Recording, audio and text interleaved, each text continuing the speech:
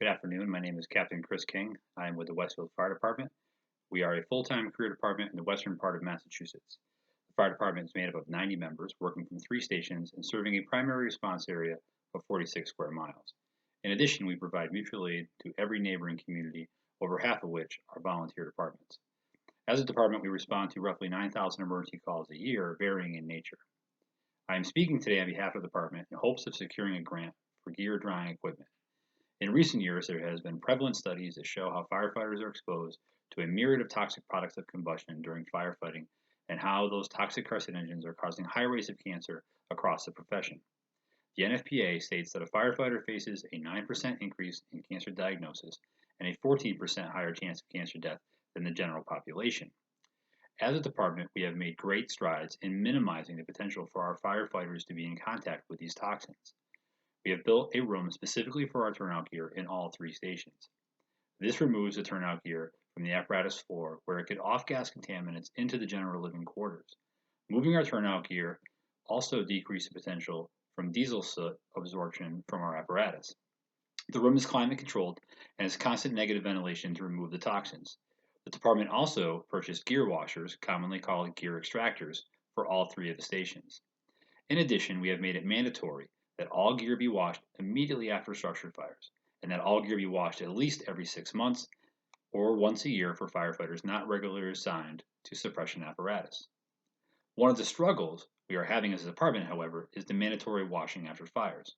When a company has a structure fire and then has to report back to work within the next 48 hours, their gear is often not dry. This has led to the practice of not washing their dirty gear until the company has more than 2 or 3 days off. This practice has our firefighters wearing their gear that is contaminated for perhaps another shift or two.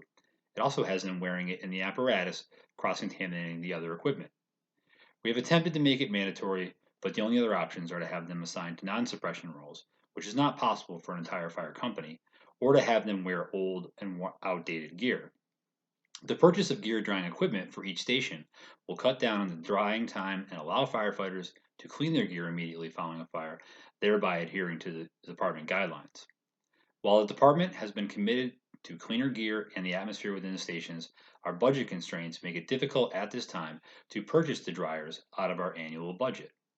We, in the last year, have had a massive turnover in personnel, requiring the department to outfit them with new turnout gear as well as uniforms and sending them through the fire academy.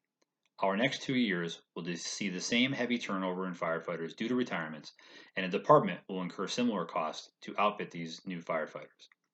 Having gear drying equipment will encourage our department members to wash their gear more frequently, which will have a positive effect in 2 ways. The washing will remove as much potential cancer causing chemicals as possible, reducing the firefighters' exposure to them. Cleaning also removes carbon and soot that can break down and damage the fibers of the gear, causing structural damage. Washing will prolong the life of the gear, ultimately reducing the number of turnout gear sets that need to be replaced annually, saving the department an unneeded expense.